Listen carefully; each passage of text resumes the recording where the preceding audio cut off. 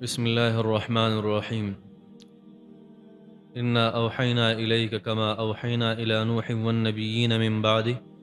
وأوحينا إلى إبراهيم وإسماعيل وإسحاق ويعقوب والأسباط وعيسى وأيوب ويونس وهارون وسليمان وآتينا داود زبورا ورسلا قد قصصناهم عليك من قبل ورسلا لم نقصصهم عليك وكلم الله موسى تكليما. صدق الله العظيم. الله فرمائی انا بیشک منگا اوحینا وحی کړی دا الیک تاتا اے پیغمبر صلی الله علیه وسلم کما اوحینا لکه څنګه چې منگا وحی کړی و الی نوح علیه الصلاۃ والسلام ته والنبیین و پیغمبرانو ته من بعده ددن پس و اوحینا منگا وحی کړی و الی ابراهیم علیہ السلام ته و اسماعیل علیہ السلام ته و اسحاق علیہ السلام ته و یعقوب علیہ السلام ته و الاسباط او دا اولاد ته و عیسی علیہ السلام ته و ایوب علیہ السلام ته و یونس و هارون علیہم السلام ته و سلیمان علیہ السلام ته و آتینا من ورکړو داود علیہ السلام ته زبور و رسلا او پیغمبران قد قصصناهم منگا دا اغی بیان کړی دی علیکا تاتا و رسلا او پیغمبران قد قصصناهم علیکا منگ دا اغی بیان کړی دی تاتا من قبل دین مخی و رسلا او پیغمبران لم نقصصهم علیک منگ تاتا اغی ندی بیان کړی لم نقصصهم منگ قسی ندی کړی تاتا لم نقصصهم منگ ندی بیان کړی تاتا نم دی بیان کړی دا پیغمبران علیکا پتا باندې یعنی تا تم داغی قسی ندی کړی وکلم الله او خبر کړی وی الله موسی علیہ السلام سره تکلیما خبر کول. الله جل شانه تذکرہ کې اے نبی علیہ السلام څنګه چې موږ مخکینی پیغمبرانو ته وحی کړی دغه شان متاتم وحی کړی. دا خلاصه و د آیت مبارک. دا آیت مبارک کله نازل شوه؟ دا په هغه وخت کې نازل شوه کله چې دی انکار کو چې اے نبی علیہ الصلوۃ والسلام مخکینی کتابونو کې بعضی کتابونه داسې وو چې هغه په یو ځای باندې نازل شوی. نو تم دا قرآن مجید جمله واحده په یو ځای باندې الله ته وایي چې پتا باندې نازل کی. نو الله جل شانو فرمایل چې ګوره مونږ چې څنګه تا ته وحی کړی و اے نبی مخکینی پیغمبرانو ته وحی کړی و هغه شان متاتم کړی و. بعضی کتابونه په مخکینی کتابونو کې داسې وو بادام خوري ښځه خوره. بعضې کتابونه په کتابونو کې داسې وو په آسماني کتابونو کې چې هغه نه اصل کې د بادام نونه مسله نه وه دا ټکه ډېر خطرناک. یو سړي چېرته یو پیپسیانو دکان ته تللی وی دا پیپسي کولاو که سپرایټ کولاو که پلانکې کولاو که پلانکې وی څونه علي وی علم نه وی صرف زما یې د چسا خوښوي دا چس کوي وی زما یې دا خوښي. ها تورات الله جل شانو په یو ځای نازل کړو. نور کتابونه تقریبا الله جل شانو په یو خاص ترتیب نازل کړي دي لږ لږ. تو تورات حضرت موسی علیہ السلام ته په یو ځای الله جل شانو ورکو چونکې د بني اسرائیلو مطالبه او تعدی کوله د هغې په وجه او دوی وی که ته چېرته په حقه پیغمبرې نو تا ته هم د قرآن په یو ځای راشي. الله جل شانو فرمایي نور کتابونه ما په قلاره نازل کړي خو موسی علیہ السلام نه مې سره په یو ځای کتاب ورکړو. اوس چې هغې ته ما کومه وحي کړی و مخکیني پیغمبرانو ته دغه شانتې مونږ تا ته وکړه په یو ځای ده یا لږه لږه ده وحي خو ټوله یو شانتې ده. دا الله جل شانو تشبیه بیانوي مثال ورکوي او دا مثال اشاره ده دې خبرې ته چې په نبي علیہ السلام ایمان راوړل دا په مخکیني ټولو پیغمبرانو ایمان راوړل دي او د نبي علیہ السلام نه انکار کول د ټولو نه انکار کول دې خبرې ته اشاره ده. ځکه خو امام بخاری رحمت الله علیه چې کله بخاری شریف ابتدا کوي نو دې آیت مبارکه نه کوي انا اوحینا بابو کیف کان بدء الوحی الى رسول الله صلی الله علیه وسلم وقول الله عز وجل انا اوحینا الیک کما اوحینا الى نوح والنبیین من بعد د دې ځای پورې د آیت مبارکه ذکر کړی امام بخاری رحمت الله علیه او بیا د نبی علیه الصلاۃ والسلام باندې کوم وحی راتله د هغې واقعات پیش کړي لومبی حدیث هغه امام بخاری رحمت الله علیه پیش کړی دی هلته ټایټل چې کوم دی مین ټایټل د چیپټر نوم بابو کیف کان بدء الوحی الى رسول الله صلی الله علیه وسلم د دې مطلب دا دی چې نبی علیه الصلاۃ والسلام ته ابتدا د وحی څنګه شوی وه امام بخاری رحمت الله علیه عجیبه سړی دی ټایټل یې دا ږدلی دی د نبي علیه السلام د وحي ابتدا څنګه وه او اولنی حدیث پکې ذکر کړی انما الاعمال بالنیات و انما لامرئ ما نوى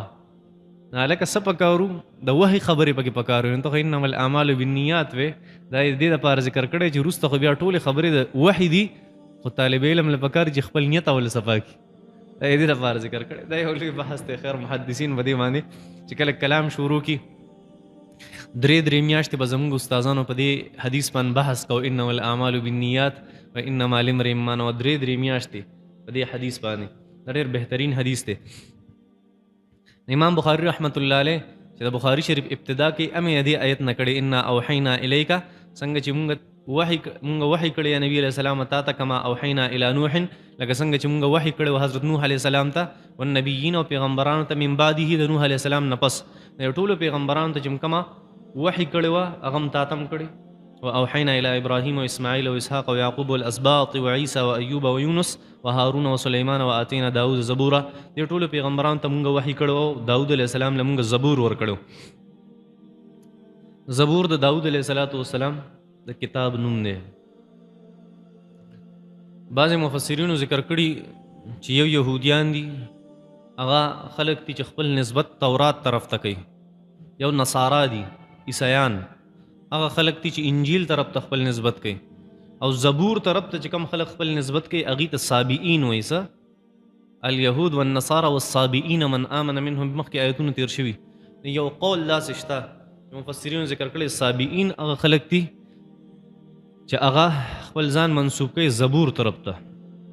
الله جل شانه ورپسې فرمایي ورسلا قد قصصناهم علیک قرآن مجید ډک دی د انبیاء کرامو د تذکرې نه الله جل شانه د آدم علیه السلام نه والا د نبی علیه السلام پورې تمامو انبیاء کرامو تذکره کوي خو بعضې پیغمبران نبی علیه الله جل شانه نه دي ذکر کړي لکه زموږ عقیده دا ده چې انبیاء کرام 1,40,000 کم و بیش دي داسې وایو که کم و بیش دا کم و بیش د دې دپاره وایو چېرته یو پکې سیوا یاد نه کړو یو پکې کم یاد نه کړو یا 1,24,000 دا صرف مونږ وایو چې دومره دي کم و بیش د دې دپاره وایو چې پیغمبر ته یا 19 یا پکې سیوایي داخل نشي ځکه مونږ کم و بیش وایو نو 1,40,000 پیغمبران دي نو دې ټولو تذکره خو الله جل شانو قرآن کې نه ده کړې نو الله جل شانو فرمایل دې کې څه پیغمبران داسې دي چې د هغې واقعه تا ته ما بیان کړی نبي علیه السلام او د بعضو سره بیان مې ته نه دی کړی هغه ما پرېښي دي نو الله جل شانو د څه پیغمبرانو تذکره دلته کړې څه نبي کریم صلی الله علیه وسلم په خپلو احادیثو کې کړې او د څو تذکره سره موجود نه ده نور هر یو قوم ته الله جل شانو پیغمبر لېږلی په دنیا کې چې څومره ژبې دي دنیا کې چې څومره ژبې دي ژبې په هره ژبه کې الله جل شانو یو پیغمبر لېږلی بلکې تاریخ کتابونو یو واقعه هغه ذکر کړی ده الله عالم دی چې په دې کې څه حقیقت شته که نشته وایي دا پښتون قوم ډېر پخوانی قوم دی زموږ والد محترم رحمت الله علیه به داسې خبره ذکر کوله چې تاریخ کتابونو لیکلي د دې آیت ته لاندې چې الله جل شانو فرمایي وما ارسلنا من رسول الا بلسان قومه چې مونږ یو پیغمبر نه دی لیږلی مګر د هغې په ژبه کې م لیږلی اوس خامخا چې پښتو ژبه ډېره پخوانۍ ژبه ده نو دې ته به م یو پیغمبر راغلی نو وایي چې کتابونه یو پیغمبر ذکر کړی دی الله عالم دی لکه دا خبره مستند ده یا نه ده دا مونږ ته پته نشته او صرف دونه خبره کوم چې تاریخ کتابونو لیکلي دي چې پښتنو ته م یو پیغمبر راغلی او ګلزار یې نوم و څه نوم و ګلزار داسې د تاریخ کتابونو لیکلي تاریخ داسې یي که نه د تاریخ مستند نه او مونږ ته راورسي یا د بني اسرائیلو د کتابونو نه مونږ یو خبره الو نو دې کې مونږ وایو لا نصدق ولا نکذب نه مونږ تصدیق کولی شو نه ترې مونږ انکار کولی شو مونږ خبره داسې پرېږدو نه کم اسرائیلیات چې اسرائیلیات د بني اسرائیل واقعات او هغه تاریخي هغه ذکر شوي دا ډېر په احادیث مبارکو کې د بني اسرائیل واقعات ذکر شوي نو هغه ځینې هغه دي چې هغه مستند دي ځینې هغه دي صحابه کرامو ته هغه منسوب دي نو هغې ته مونږ دا وایو که د قرآن او د حدیث موافقي بیا الو د قرآن او د حدیث خلافي بیا نه الو الله جل شانه دا د دې خبرې جواب هم دی یو سړی وایي چې الله جل شانه د ټولو پیغمبرانو تذکره ولې نه کوي نه که ټولو پیغمبرانو تذکره یې کړې وه خو دا 6666 دا مونږ چې کوم ایتونه یادوو چې دا 6666 ایتونه دي نو دا خو به صرف د دې نه ډک شوي بیا نو صرف د پیغمبرانو نومونه به پکې راغلي وي نه دا خو د دې دپاره نه دی چې د خلکو نومونه به ذکر کوي دا خو د انسانیت کتاب دی چې خلکو ته انسانیت ښیي نو د کومو پیغمبرانو په واقعاتو کې چې په هغې کې زیات سبق او عبرت هغه الله جل شانو ذکر کړ د بني اسرائیل واقعه ټول نه زیاته الله په قرآن کې ذکر کړی او د حضرت موسی علیه السلام او دغه یهودو دا مطلب نه چې دا یهودیان څخه خلک یاره دې د قصې څه ضرورت و څه ضرورت نه و الله جل شانو صرف دا خبره دا خدا چې یاره بني اسرائیلو چې کوم رضایلو او غلط کارونه د هغې تذکره مې ته الله جل شانو فرمایي چې دا مې ته وکړه دا د انسانیت خلاف خبرې وي اوس په ځان کې د دې هغه الټا برعکس طرف الاشیاء بازدادها تا ته سړی یو الټه څیز ذکر کړي نو بل ته پخپله سمجھ ته راشي تا ته یو سړی وایي که نه چې ګبین تریخ نه دی ګبین تریخ نه دی دې څه مطلب وي چې خوږ دی که نه صحیح نه کوم هوښیار سړي هغه په دې پوهېږي چې اشاره م ورته وکړي الټه سایډ ورته یاد کړي نو بل پخپله پوه شي په هغې به نه الله جل شانو چې داسې د هغې قبیحه اعمال ذکر کوي دې دپاره چې دا تاسو ونه کوئ چېرته یعنې ستاسو هم بیا دغه حل کوم چې د بني اسرائیلو الله جل شانو فرمایي ورسلا دا پیغمبران دي قد چې مونږ لیږلي دي او دوی ته مو وحي کړې ده قد قصصناهم علیک مونږ د دې واقع تا ته بیان کړې ده من قبل دې نه مخکې ورسلا لم نقصصهم علیک بعضې پیغمبران داسې دي چې د هغې واقع تا ته ما نه ذکر کړی نبي علیه السلام وکلم الله موسی تکلیما او موسی علیه السلام د هغه خاص تذکره وکړه چې الله جل شانو د هغه سره خبرې کړي موسی علیه السلام سره الله جل شانو خبرې کړي نو موسی علیه السلام هغه الله جل شانو دلته ځکه داسې په یو خاص انداز ذکر کو چې د موسی علیه السلام قوم او یا بني اسرائیل نور خصوصا د موسی علیه السلام واقعه هغه زموږ دپاره ډېره د عبرت نه ډکه واقعه ده ځکه د موسی علیه السلام په زمانه کې څه شوي دي که نه دا د یو پیغمبر په زمانه کې هم نه دي شوي کوم موسی علیه السلام سره خلکو ظلم کړی دی د موسی علیه السلام خبره یې نه منلې موسی علیه السلام هغه باندې د هغه خلاف کوم منصوبې کړي دي هغې د کلي نه ایستې هغې د کور نه ایستې چې څه سوی هغه د بني اسرائیلو په دغې واقع کې د موسی علیه السلام واقع د هغه الله جل شانو په هغې کې د هغې تذکره کوي ځکه د موسی علیه السلام خصوصي تذکره کوي وکلم الله موسی تکلیما الله جل شانو کلام کړی دی د موسی علیه السلام سره تکلیما خبرې تکلیما مطلب دا دی چې دا خاص قسم خبرې وي چې الله جل شانو د موسی علیه السلام سره کړي بس په ګوښه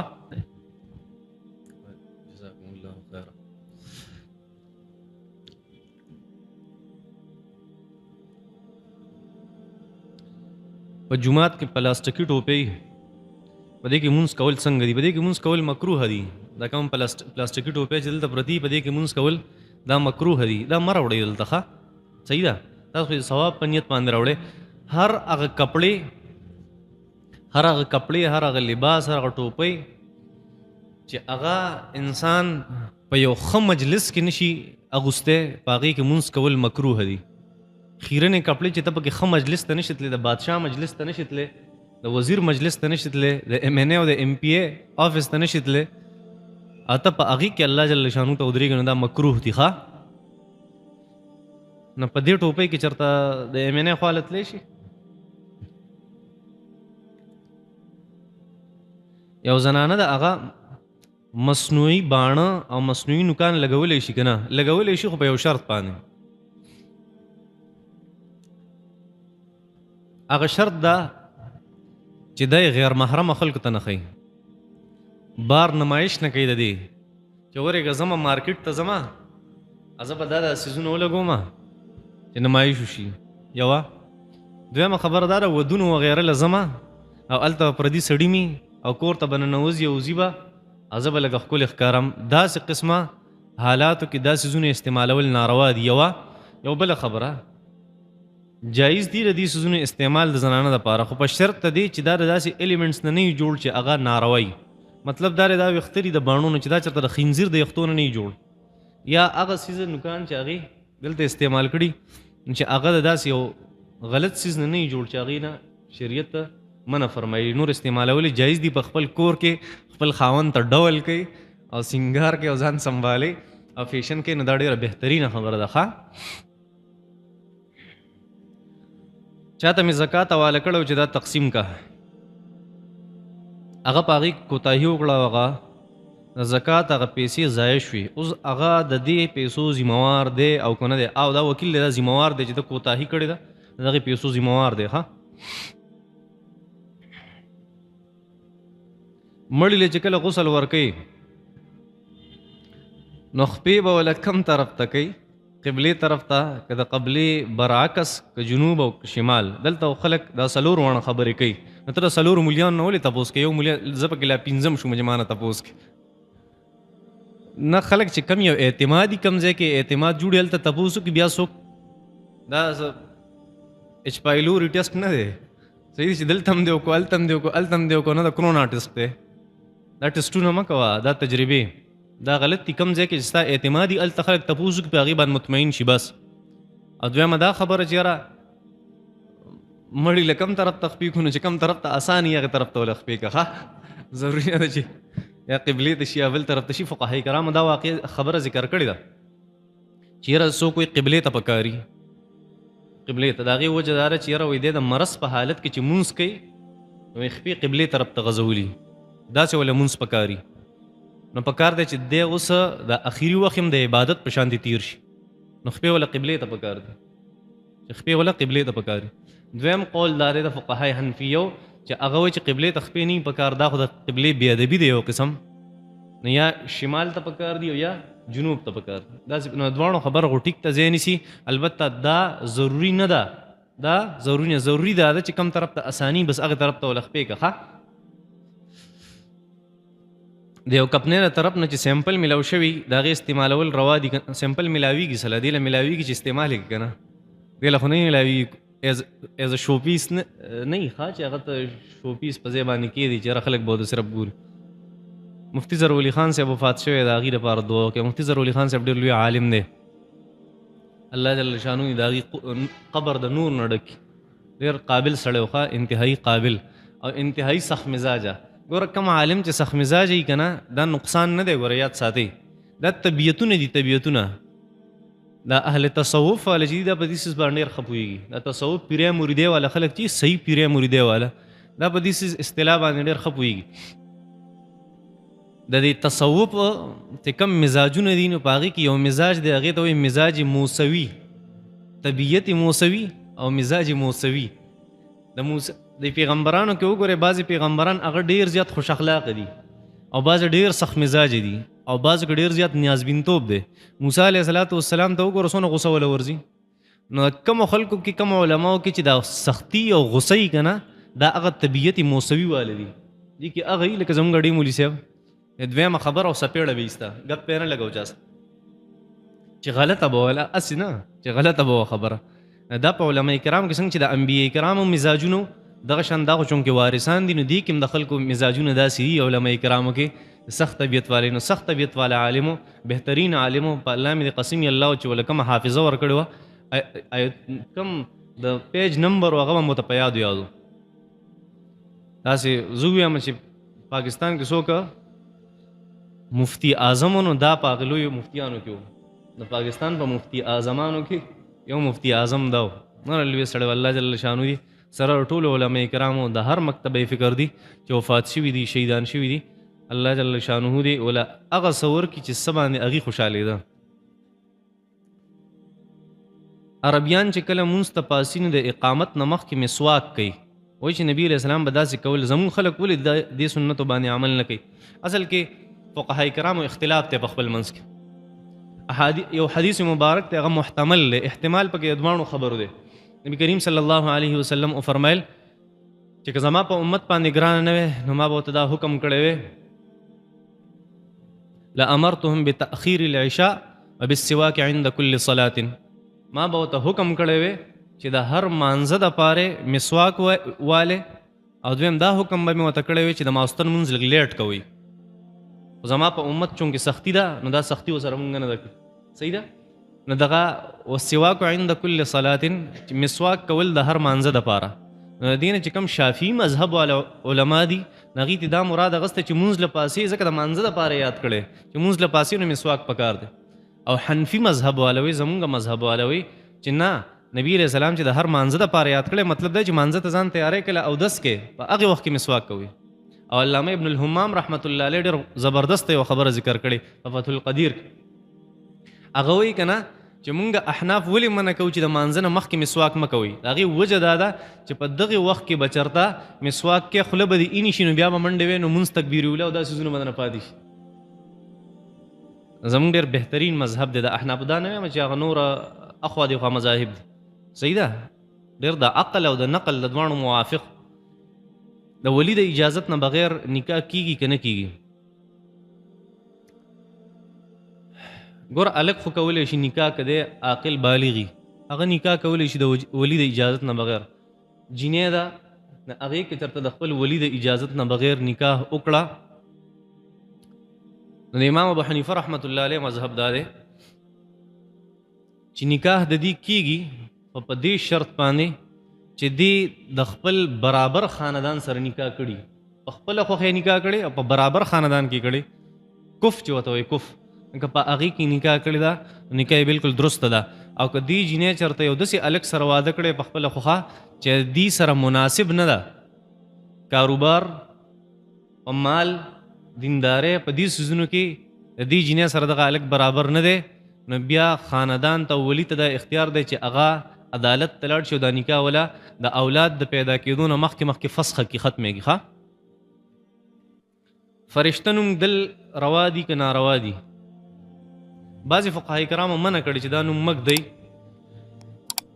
خو په دې نوم ږدلو کې هېڅ قباحت نشته. فرشته نوم ملایکه نوم پوهېږې اصل کې هغې د دې د وجې نه وایي چې یاره په داسې نومونو کې انسان ځان طرف ته هغه ډېر یو چوت نسبت کوي چې زه پاک یم.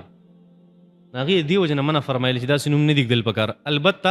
صحیح خبره دا ده چې داسې نومونو ږدلو کې هېڅ نقصان نشته. یوه وجه دا ده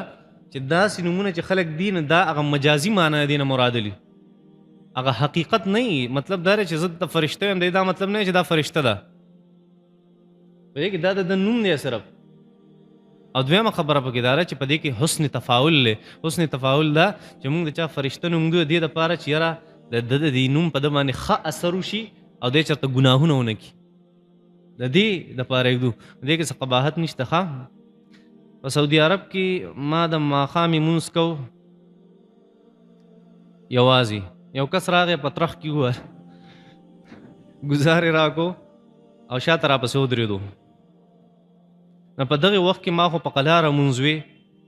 تلاوت مې په قلاره کو نو بیا چې مقتدیان راپسې ودرېده نو زه به په جهر قرت کوم که نه دغه شان په قلاره. نه ګوره چې تا ته پته ده چې زه داسې ماحول کې یم چې شاته به راپسې اوس څوک ودرېږي نو ستا دپاره بهتره طریقه دا وه چې تا د ماښام په مانځه کې لږ تیز تلاوت شروع کړی وي داسې. او که چېرته په پټه دې وي حنابله کې داسې کم چې د سعودي عرب خلک دي نو که چېرته په پټه دې وي داسې او څوک ته پسې شاته ودرېده نو بیا که هغه